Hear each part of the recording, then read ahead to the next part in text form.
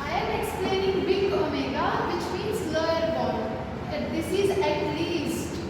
It means the minimum time it takes to complete its execution. Here is the definition, like f of n, g n be two non-negative functions, then f of n is equals to omega gn. If there exist two positive constants c and n naught such that f of n is greater than or equal to gn, which where n is greater than n naught. Here I am taking f of n as 2n square plus n, which is greater than or equal to c dot gn. I am considering f of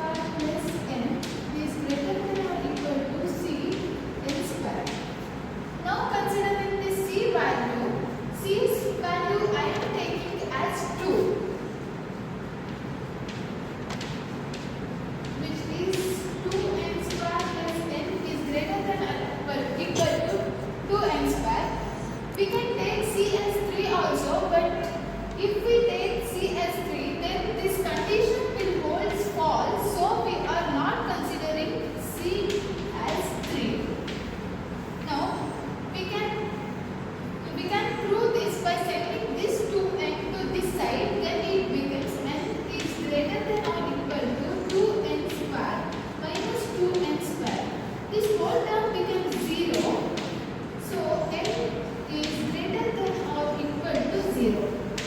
This n is nothing but this k. We can take the value of n as 1, 2, 3, 4 up to n. Then this condition always holds true. If we take the c as 1, then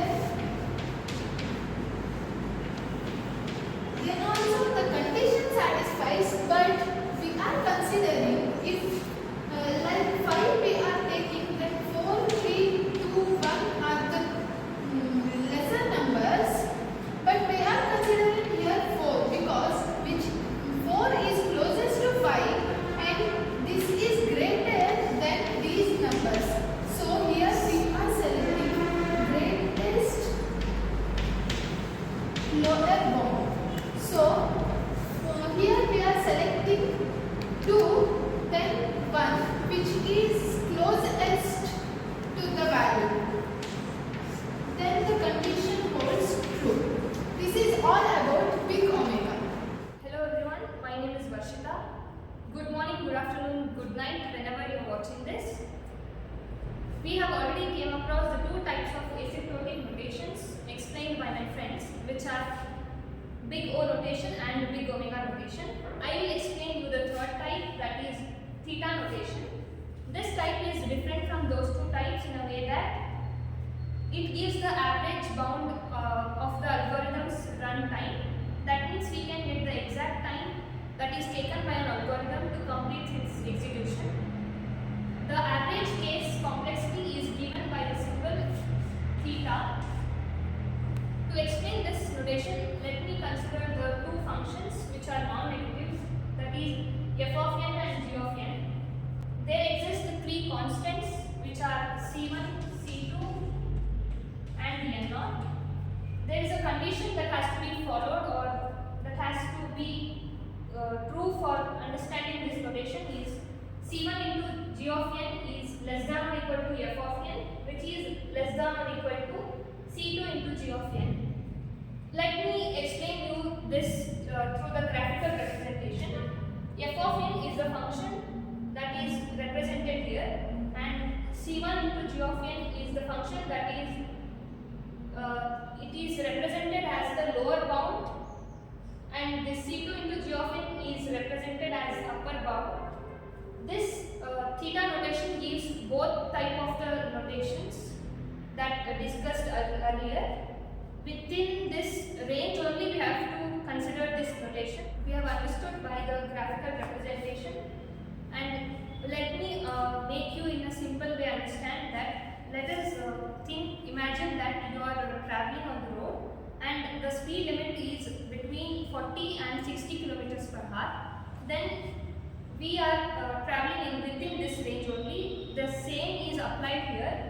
This theta notation is also the same way, that it gives both the upper and lower bound, and also it is within both the range. Let me take an example and explain in a detailed way. Let us consider the function f of n is equal to 3n plus 2 and g of n as n. We have to prove that f of n is equal to theta into g of n. We need the values of c1 and c2, which is obtained by the first two notations, that c1 would be taken as 1 and c2 would be taken as 4. This is because it would satisfy the big O and big omega notations, so that we take the values as 4 and 1. So let me apply the values or substitute them here. C1 is 1 into g of n less than or equal to f of n, which is less than or equal to c2 is 4 into g of n. We know that the values of f of n and g of n also, n less than or equal to 3n plus 2, which is less than or equal to 4 into n. Now we have got a value, but we need the value for the n. We will take some values and check that, so that this condition will be true or not. Firstly, we will take n value as 1 and put it here. 1 less than or equal to 1 plus 2, which is less than or equal to 4. This is equal to 5 less than or equal to 4. This condition is not true because this is satisfying, but 5 is not less than or equal to 4. So let us try for n value as 2 and put it here. 2 will be less than or equal to 2 into 3, 6 plus 2, 8, which is less than or equal to 4 into 2 is 8. This condition is satisfied. Let me also check for n value as 3, which is less than or equal to 3 3s are 9 and 11, which is less than or equal to 12. This condition is also satisfied, and from this we can conclude that we need n value, we have to take greater than or equal to 2. We can also understand that the value of n should be greater than or equal, so that the condition would be satisfied and we get the exact time taken by an algorithm to complete its execution. I will like to conclude this in a way that this theta would be helpful, or it is important, so that whenever we want a precise time complexity of an algorithm, theta notation is useful in another way also, that we can compare the algorithms in a better